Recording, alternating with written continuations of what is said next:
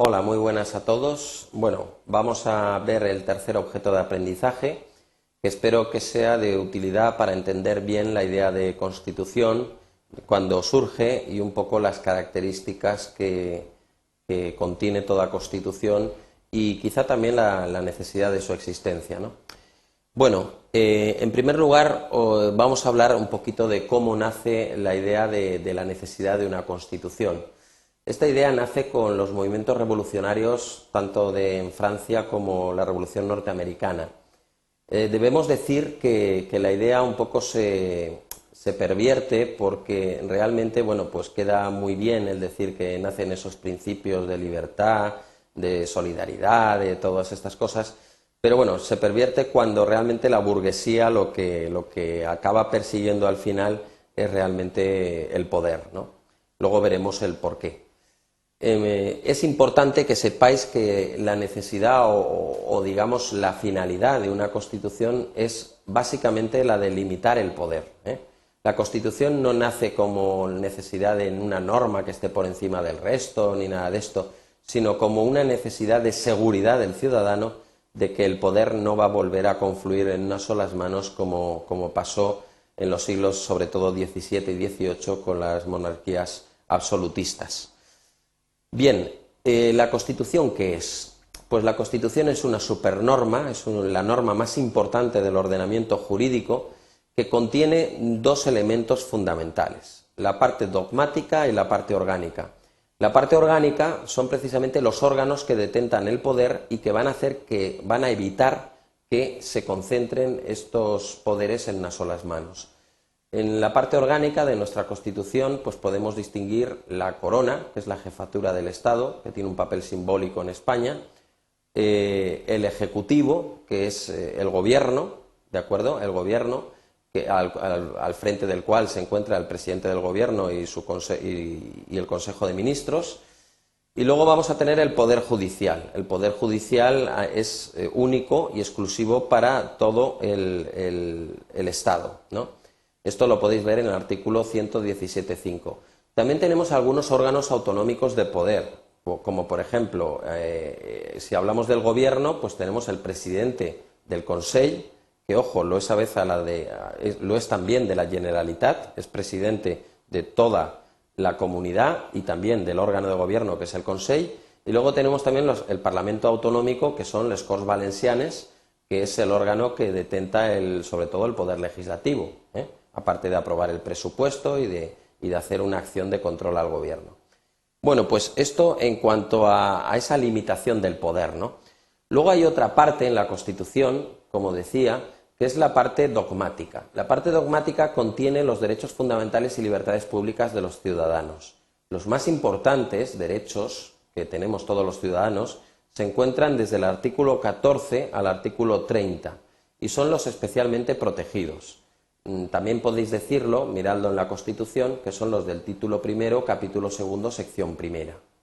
Lo veis en la Constitución y veréis que son los derechos más importantes. ¿Cuáles son estos derechos? Por poner un ejemplo, pues la igualdad, que se encuentra en el artículo 14, la vida, que se encuentra en el artículo 15, la libertad religiosa, que se encuentra en el artículo 16, la libertad y seguridad, que se encuentra en el artículo 17, la libertad de información, por saltar un poquito, que se encuentra en el artículo 20, la libertad de expresión, 21A, en fin, un montón de libertades, la de huelga, la libertad de asociación, un montón de derechos y libertades que todos los ciudadanos tenemos y que tenemos precisamente desde estos movimientos revolucionarios.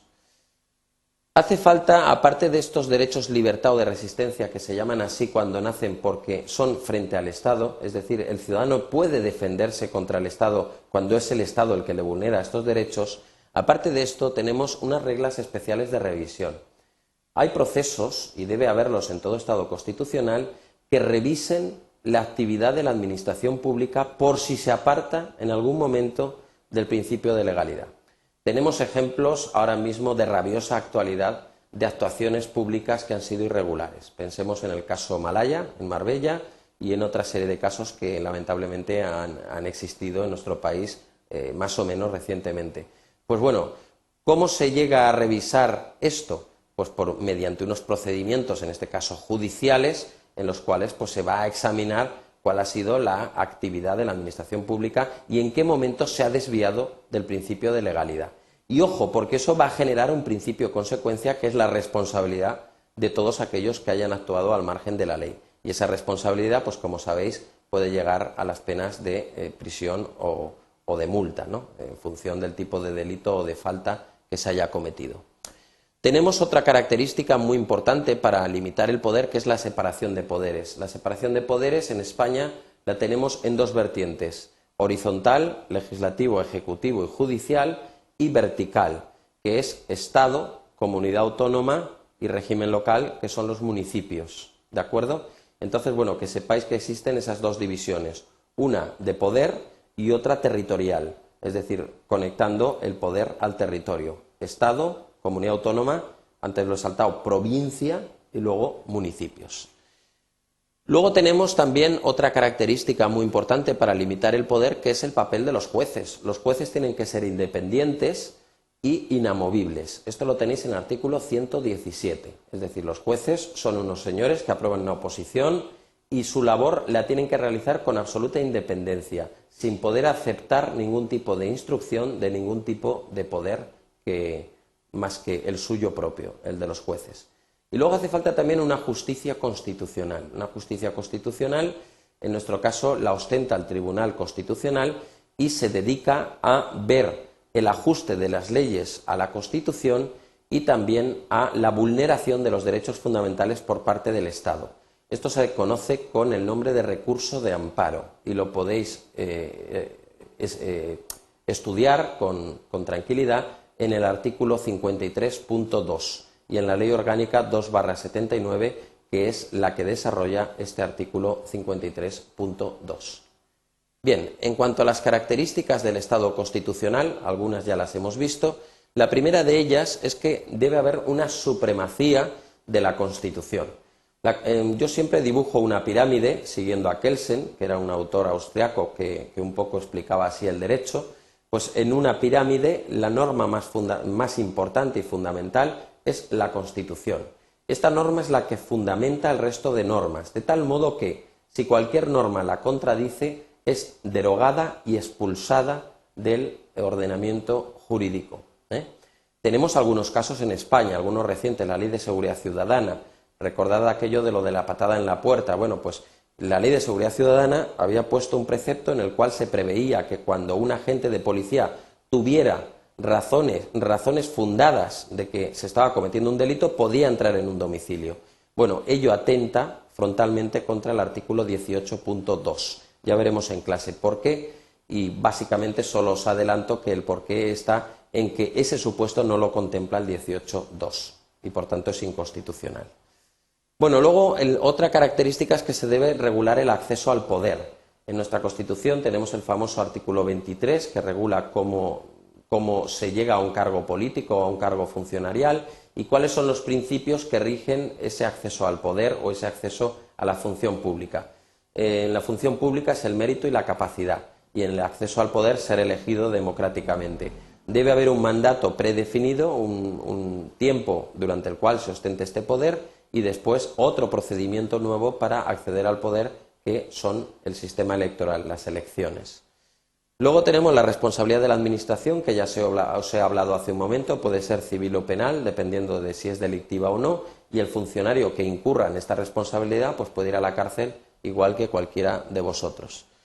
Los derechos fundamentales y sus garantías, pues ya he dicho antes que es fundamental. Tenemos que tener una tabla de derechos escrita para saber en todo momento tener seguridad jurídica de que si el propio Estado o alguien nos viola esos derechos, hay unos procedimientos para que se reparen. En algunas ocasiones no se puede reparar el derecho, por ejemplo el derecho a la vida. Si a uno le quitan la vida ya no se la pueden devolver, pero bueno, pues existen medios para reparar ese mal que lamentablemente en ocasiones pues bueno, tienen que ser mediante dinero u otras cosas parecidas, ¿no? Luego también tienen que existir instituciones de solución de conflictos y he puesto institucionalizadas. Esta redundancia me la he pensado, pero al final he optado por ponerla. ¿Por qué? Porque esas instituciones algo que trasciende a la persona y que actúa como una persona. Hay una ficción jurídica mediante la cual esa institución tiene un nombre, tiene un CIF, en fin, se mueve como una persona sin serla. Y he puesto institucionalizada adrede para dejar muy claro que eso debe estar antes y después del hecho que queramos analizar. Es decir, lo que no vale es crear una institución para una cosa en concreto, por ejemplo, un juzgado para resolver un asunto, porque en ese momento lo que estamos haciendo es, de algún modo, mediatizar y hacer una ficción, no una realidad, ¿no? Entonces, la institucionalización verdadera debe hacerse un momento previo al momento que tratemos de observar, y esa institucionalización pues debe ir creciendo conforme a las necesidades de los ciudadanos. Y luego también tenemos una necesidad que es la del derecho constitucional vinculante, que está muy plasmada en la Constitución, sobre todo en el artículo 9.1, cuando dice pues bueno, que los ciudadanos y los poderes públicos están sometidos a la Constitución y al resto del ordenamiento jurídico. La Constitución no es una declaración de buenas intenciones, no es una ley política, no es algo que sea bueno, no, la Constitución es una ley. Es la más importante de todo el ordenamiento, y cada artículo que hay en la Constitución obliga a todos los ciudadanos y a los poderes públicos. Bien, en el punto B tratamos sobre la soberanía nacional y la limitación del poder y la idea de Constitución. Aquí hay varias ideas, yo he recogido solo unos poquitos puntos, los más representativos, y solo deciros pues bueno, que empiezo por Francisco de Suárez, que era un autor que, si bien él situaba el origen del poder en Dios, precisamente, también lo matizaba y decía que en tanto en cuanto el pueblo no reconociese a ese príncipe como tal, pues ese poder no se podía ejercer de una manera legítima, ¿no? Aquí, ¿qué está tratando de hacer valer Francisco de Suárez? Pues un poco que el príncipe tiene que hacer lo mejor para el pueblo, en todo momento acercarse al pueblo y pensar que el pueblo es el destinatario de sus obras. El pueblo se lo reconocerá, y de este modo el poder se legitima. Luego tenemos una serie de autores pactistas que ya los estudiaremos con detenimiento, y bueno, básicamente son Hobbes, Rousseau y Locke, ¿no? En este caso, bueno, pues Hobbes, sabéis lo del estado de la naturaleza, que el hombre es un lobo para el hombre, y Rousseau parte del polo opuesto, ¿no? De pensar que el hombre es bueno y la sociedad le pervierte. En definitiva, lo que tratan estos autores es de justificar el origen de la sociedad en un pacto. Estas teorías, pues en su día tuvieron mucho auge y también justificaron de algún modo el nacimiento del Estado, ¿no? Luego también tenemos, he recogido las revoluciones que producen un giro en la idea de soberanía. Se pasa de la soberanía popular a la soberanía nacional. Y aquí es un poco el meollo del tema, ¿no? En primer lugar, el concepto de soberanía popular era el que planteaba Rousseau, cuando decía pues bueno, que la voluntad general se componía de cada una de las voluntades de los ciudadanos. Él planteaba una democracia directa, él era ginebrino, y entonces, bueno, pues él en su cabeza diseñó un sistema de gobierno, de autogobierno de todos los ciudadanos.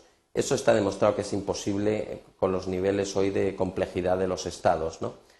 Pero en cualquier caso, bueno, pues él apostaba por lo que era la soberanía popular. Con la Revolución Francesa se produce una perversión de las ideas de la burguesía cuando se da cuenta que realmente tampoco desea la democracia directa. ¿Por qué? Porque que voten todos los ciudadanos en un plano de igualdad supone restarle protagonismo a la burguesía, que era la clase incipientemente rica e incipientemente mercantil. Por tanto, hace un giro en la idea de soberanía, y de soberanía popular que descansa en el pueblo se llega a la soberanía nacional, que descansa en los depositarios o en los representantes del pueblo.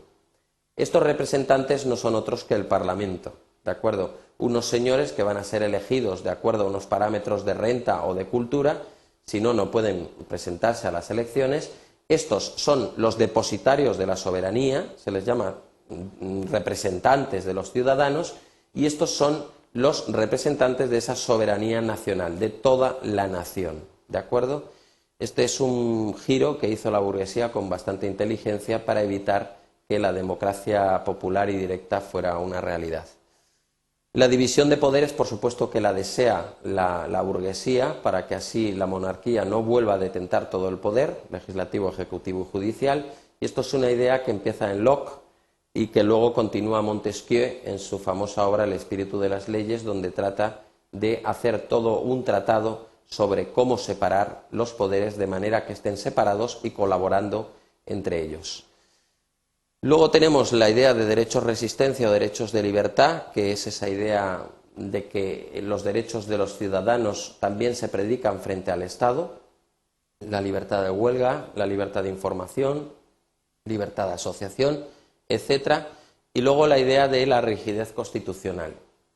La Constitución es una norma que pretendemos que tenga vocación de permanencia y, por tanto, para modificarla va a haber que utilizar unos procedimientos muy complicados.